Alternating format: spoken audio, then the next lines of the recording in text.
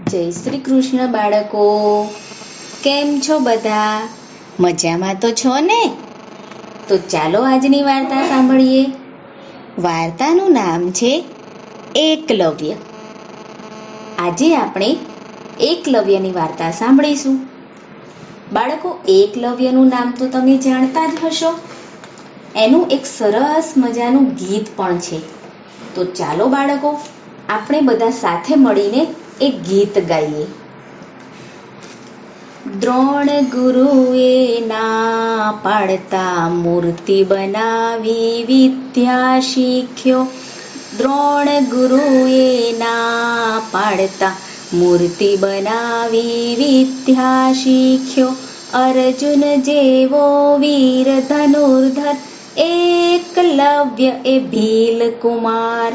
અર્જુન જેવો વીર ધનુર્ધર એકલવ્ય એ ભીલ કુમાર. આ એકલવ્ય ખૂબ બહાદુર હતા. તેમના પિતાનું નામ હિરણ્યધનુ. તે ભીલોનો રાજા હતો. રાજકુમાર એકલવ્યને એક વખત બાણ વિદ્યા શીખવાનું મન થયું. એકલવ્યએ આ વાત તેમના પિતાજીને કરી. તેમના પિતાએ કહ્યું, હસ્તિનાપુરમાં ગુરુ દ્રોણાચાર્યની શાળા છે. આ ગુરુ દ્રોણાચાર્ય બાણ વિદ્યામાં એક્કા છે. તે બહુ સરસ મજાની બાણ વિદ્યા શીખવાડે છે. જો એ તને શીખવે તો તું એમની પાસે જઈને બાણ વિદ્યા શીખી શકે છે. આ એકલવ્ય રાજકુમાર તો તેમની માતાને મળ્યા અને તેમની માતા આગળ પણ પોતાની ઈચ્છા જાહેર કરી. એમની માતા બોલ્યા કે દીકરા, મેં પણ સાંભળ્યું છે કે હસ્તિનાપુરમાં ગુરુ દ્રોણાચાર્ય બહુ સરસ મજાની બાણ વિદ્યા શીખવે છે. પણ દીકરા, આ ગુરુ દ્રોણાચાર્ય તો શહેરના ઉજળા લોકોને જ આ વિદ્યા શીખવે છે. આપણને લોકોને કદાચ જંગલવાસી ગણી કદાચ ના પણ શીખવે. પણ તેઓ કદાચ તને ના પાડે તો તું નિરાશ ના થઈશ. પછી એક દિવસની વાત છે બાળકો. આ એકલવ્ય તો એમની માતાની રજા લઈને ચાલી નીકળ્યો. આ મોટું વિશાળ જંગલ ને મોટા મોટા ટેકરા ને પહાડો વટાવતા વટાવતા એ તો દ્રોણની શાળાના દરવાજે આવીને ઊભો રહ્યો. એકલવ્યએ તો જોયું કે શાળાના મેદાનમાં કૌરવ અને પાંડવ કુમારો ગુરુ દ્રોણાચાર્ય શીખવેલી વિદ્યા પાકી કરતા હતા. એમણે એકલવ્યને જોયો. કાળો વાન, માથે ગૂંચળિયા વાળ ને કાનમાં કુંડળો. દુર્યોધન આ એકલવ્યને જોઈને બોલ્યો કે તું તો કોઈ જંગલવાસી લાગે છે. તને જંગલવાસીને તો ગુરુજી વિદ્યા નહીં શીખવે. ત્યાં તો બાળકો અર્જુન આવ્યો. અર્જુને કહ્યું કે ચાલ મારી સાથે, હું તને ગુરુજીને મળવા માટે લઈ જાઉં. આમ આ એકલવ્ય તો આશ્રમમાં દાખલ થયો અને ગુરુ દ્રોણાચાર્ય પાસે ગયો. ગુરુજીને જોઈને એકલવ્ય તેમને પગે પડીને પ્રણામ કર્યા ને ઊભો થઈને બોલ્યો, મને બાણ વિદ્યા શીખવશો ગુરુદેવ? ગુરુ દ્રોણાચાર્ય તો બોલ્યા, તું ભીલ જાતિનો છે.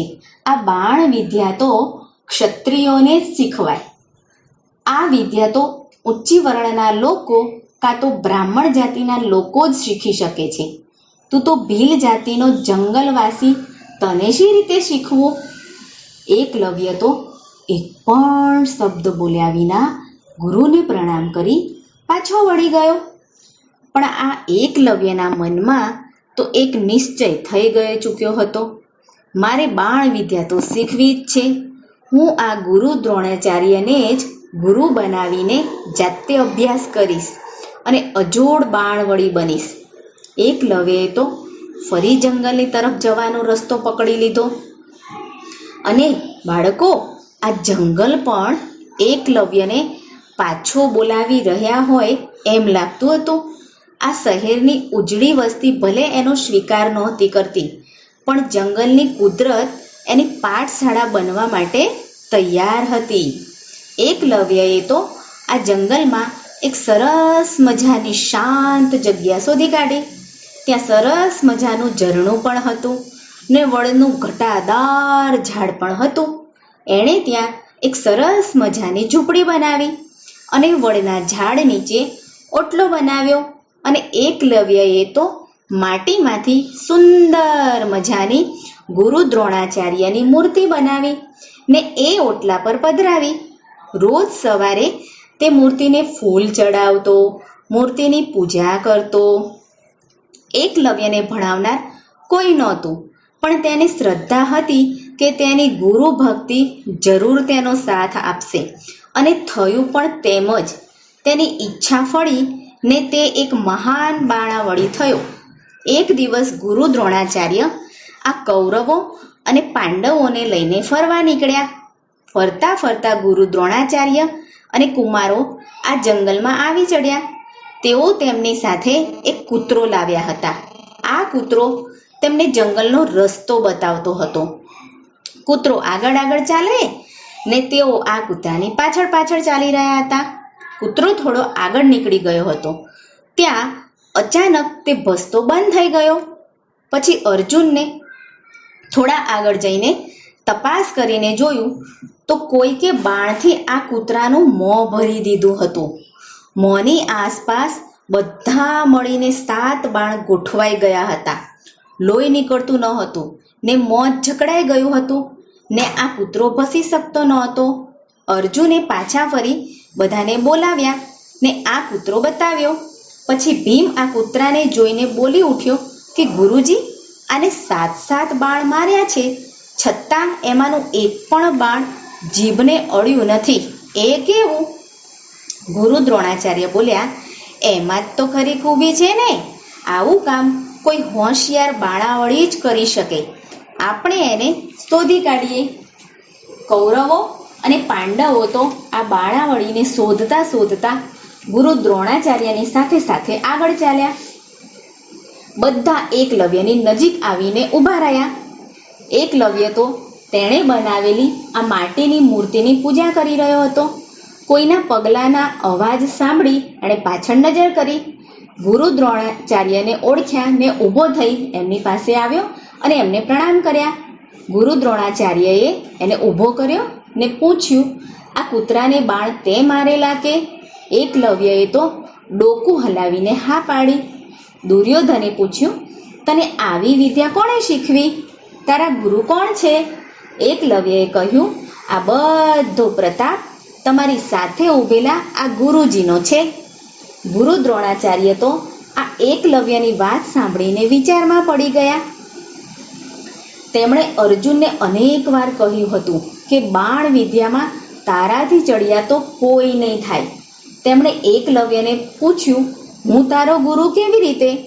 એકલવ્યએ જવાબ આપ્યો, હું આપની પાસે વિદ્યા શીખવા આવેલો. હું જંગલવાસી હોવાથી આપે મને વિદ્યા શીખવવાની ના પાડી હતી, એટલે અહીં જંગલમાં આવી મેં આપની મૂર્તિ બનાવી.